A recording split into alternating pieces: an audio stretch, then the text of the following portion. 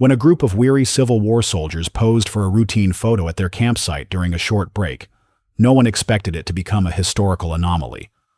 But nearly 2 centuries later, when experts zoomed into the trees behind them, what they saw made them turn pale. It was August of 1864, and the war had carved deep into the hearts of Virginia. Just outside Petersburg, a Union regiment, the 32nd Infantry, set up camp beneath a canopy of oaks, their boots muddy, their spirits brittle. That afternoon, with the sun pressing down and gunfire faint in the distance, a visiting war photographer named Daniel Rourke arrived with his bulky wooden camera and a single glass plate. The soldiers of the 32nd Infantry were deep into their 3rd summer of war, faces burned, uniforms threadbare, humor dry as dust.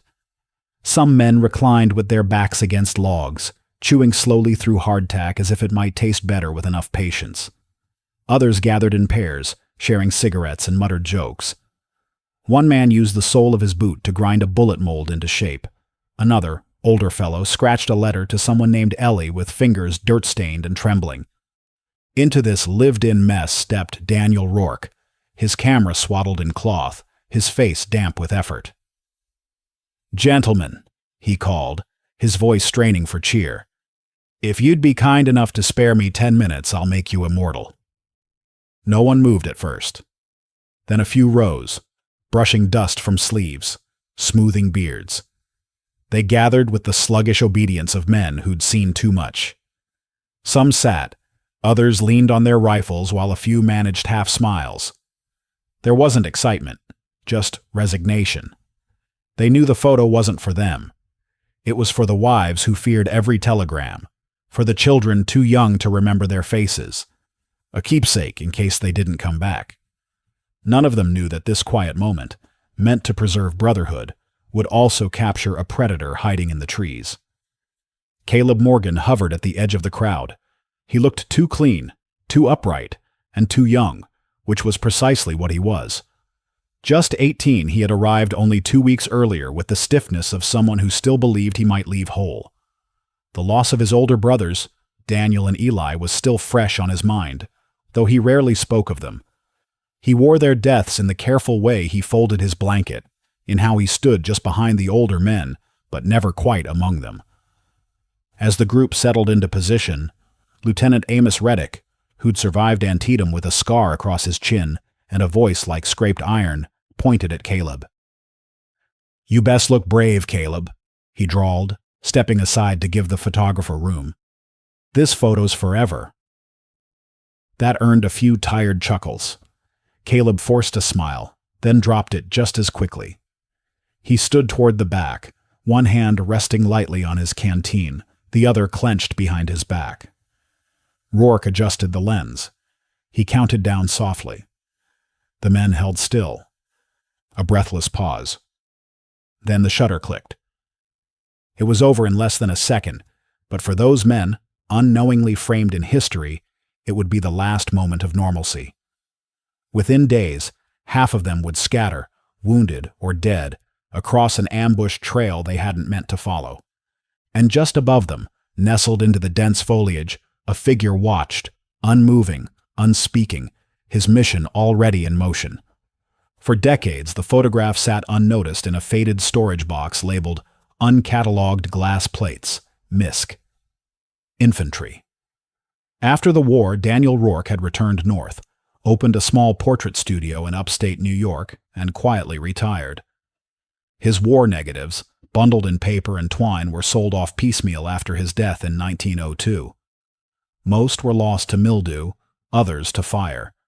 This one, miraculously intact, had somehow passed through estate sales and personal collections, surviving by accident more than intention.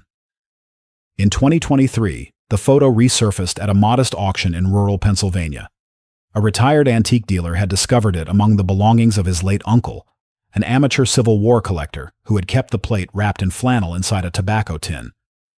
The dealer listed it alongside vintage buttons and bayonets, expecting little fanfare. Dr. Lauren Hensley, a senior archivist from the National Military Archives, was browsing the online catalog for a separate project when the image caught her eye. Even in its raw state, There was something undeniably intimate about the composition, the weariness in the soldier's eyes, the stillness, the unspoken weight between them. It wasn't a battlefield scene, but a human one, a glimpse into the liminal space between fighting and waiting. Hensley purchased the plate immediately, sensing its potential historical value. She had no idea it would become the centerpiece of a mystery no textbook had prepared her for. Back at the archives, she and her restoration team began the careful process of cleaning and digitizing the image. It became part of a larger initiative to build interactive museum exhibits, where viewers could learn the names, ranks, and backstories of photographed soldiers. With AI-enhanced facial recognition software, they could now cross-reference military records, enlistment papers, and pension files with surprising accuracy. Initially, it was routine. The AI identified several men as part of the 32nd Infantry based on facial structure and unit badges barely visible on their uniforms. Caleb Morgan, for instance, matched an enlistment photo from July 1864 and a hospital record filed just 2 weeks after the photo was taken. Then came the final stage of review, background enhancement. The technician zoomed in on the upper right quadrant, near the cluster of trees that framed the group. Using noise reduction tools and shadow balancing, they adjusted the contrast for clarity. It revealed a face, but not just any face. The AI ran his face through its database, as it had done dozens of times before. And this time, it returned a match. One that made every historian in the room go silent and turn pale instantly. The man in the tree was Elias Finch, a wanted infiltrator, a man whose name had only appeared in fragments, buried reports, whispered suspicions, and declassified intelligence. They had found him, long after it mattered, and somehow he had always been watching. At first, it seemed like an error. The match returned by the AI system felt too precise, too intentional. The name Elias Finch appeared in the result field, followed by a single black-and-white mugshot from 1863. It was from a military security archive, a lesser-known branch that had documented suspected espionage during the Civil War. Finch's face was unmistakable. Angular jaw, downturned mouth, and eyes that appeared, even in grainy images, too perceptive for comfort. Lauren Hensley leaned in closer, adjusting the screen. "Run it again," she said. They did. Same result. One of the younger technicians, a former military student intern, stared at the face on screen, then slowly pushed his chair back. "This is terrifying," he muttered. The room went quiet. No one disagreed. The man in the tree wasn't part of the posing soldiers. He wasn't listed in any infantry registry.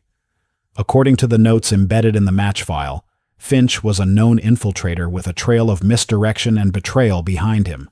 He had impersonated both Union and Confederate scouts at various times, inserting himself into troop movements just long enough to redirect supplies, falsify reports, and vanish. The last credible sighting of him had been in mid-1864 in Virginia, just weeks before the ambush that devastated the 32nd Infantry. Finch had been operating under the alias Edward Marsh, posing as a Union cartographer. A lieutenant's note in the archive stated, "He slipped away the night before the attack. We trusted him. God help us, we trusted him." Finch was never caught. His name remained on informal wanted lists well into the 1870s, but the war ended before he could be brought to justice. It was assumed he either died in obscurity or fled the country. But now, with this photo, his presence was undeniable. He had been there, watching from the trees as the camera captured the men he was about to betray.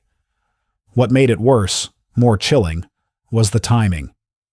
The photograph had been taken just 3 days before the Deep Bottom disaster, where Union forces walked straight into an ambush based on faulty scouting information. Survivors remembered receiving orders based on new intel delivered by a trusted scout. Now, the evidence suggested that scout had been Finch. He was already gone when they realized, Lauren whispered mostly to herself. They never stood a chance. The team stared at the screen in silence, each of them absorbing the magnitude. This wasn't just a photo anymore. It was a smoking gun, decades too late to matter, but still echoing with betrayal. As word of the discovery spread within archival circles, the photo quickly moved from obscurity to obsession. The image, now dubbed the Finch exposure, circulated among military historians, cryptologists, and intelligence scholars who had spent years studying unsolved Civil War anomalies. The consensus was immediate and sobering. This was the first verifiable photograph of Elias Finch. But confirmation sparked a second crisis.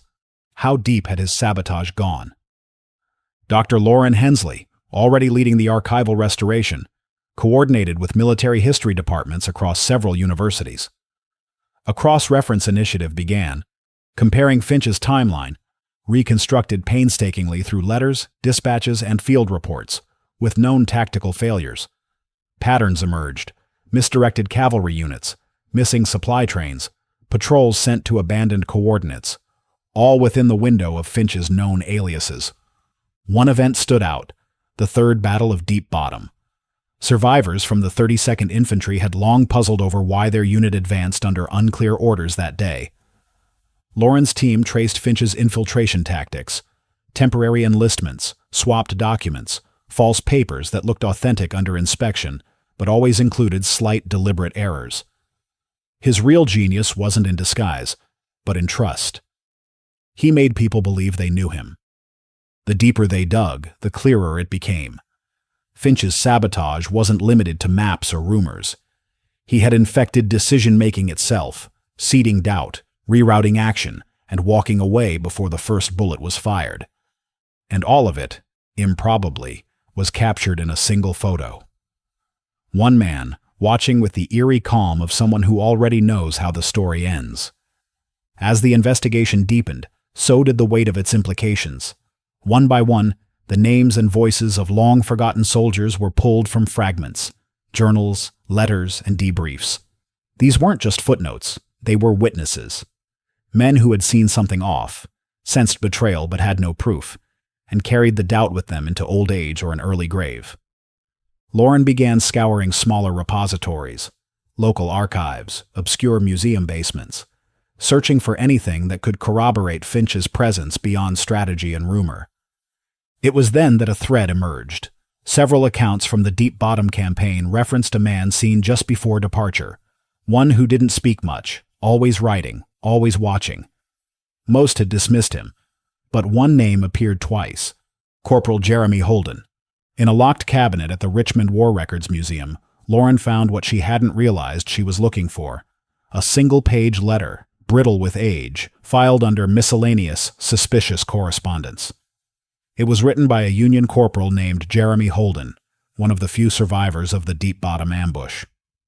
Holden's letter was never mailed. Dated August 23, 1864, and addressed simply to Mother, it began like any other wartime note: talk of weather, poor rations, and bone-deep fatigue. But halfway down the page, the tone changed. "I swear someone led the whole infantry into that ambush," he wrote. "It didn't match what our scouts were saying, and the orders felt rushed. Too neat, too certain. What's strange is, all our maps started going through the new cartographer. Quiet fellow, always writing. No one really knew his name." Lauren felt a quiet weight settle over her chest as she read and reread those lines. The one Holden described, the one who passed along misleading orders just days before the Deep Bottom ambush, was now staring back at her from the photo.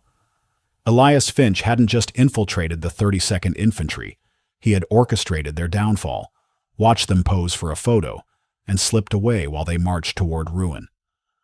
But it was more than strategic sabotage. Finch had corrupted the trust chain.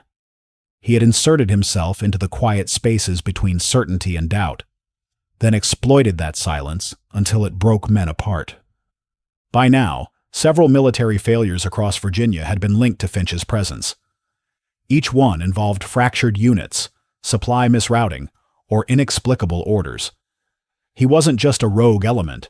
He had operated like a slow poison within the Union Army. His actions didn't end battles. They eroded trust, destabilized units from within, and left just enough doubt to unravel command. And then he disappeared. There were no fingerprints, no graves, no confession. Finch had escaped into the fog of history, his final insult being invisibility. Until the photo. Until now. For Lauren and her team, The realization was devastating and awe-inspiring. They hadn't just uncovered a photograph. They had documented a rare instance where history blinked and exposed its raw underside. A single shutter click had captured not just soldiers at rest, but the architect of their undoing. The museum revised its plans. The photo would no longer be simply a portrait of comrades in war. It would be part of a new exhibit titled Saboteur in the Frame. The AI software's log and match history would be included as part of the presentation, underlining the haunting reality. The truth had been hiding in plain sight, pixel by pixel. Today, the photo rests in a climate-controlled glass case at the National Military Archives, 32nd Infantry Union Army, Camp near Petersburg, August 1864. Visitors lean in close as if proximity might reveal something deeper. Many stare at the tree line first, drawn to the barely noticeable figure perched in the branches, rifle slung across his back, gaze fixed not on the camera, but on the soldiers below, whose fates he quietly sealed. Alongside the photo sits a timeline of his suspected operations. Battles turned sour, units fractured, confusion sown not by gunfire but by whispers and wrong turns. For historians, it closed a chapter long open. For descendants of the 32nd, it gave shape to an absence many had only sensed through broken family trees and war medals passed down with no names attached. And for Lauren, the archivist who unearthed it all, it stood as a sobering reminder. Even in an image meant to preserve brotherhood, the face of betrayal can hide in plain sight. Still, quiet, waiting to be seen. What would you have done if you were the one to uncover it? Let us know in the comments below and be sure to subscribe to the channel. Catch you in the next one.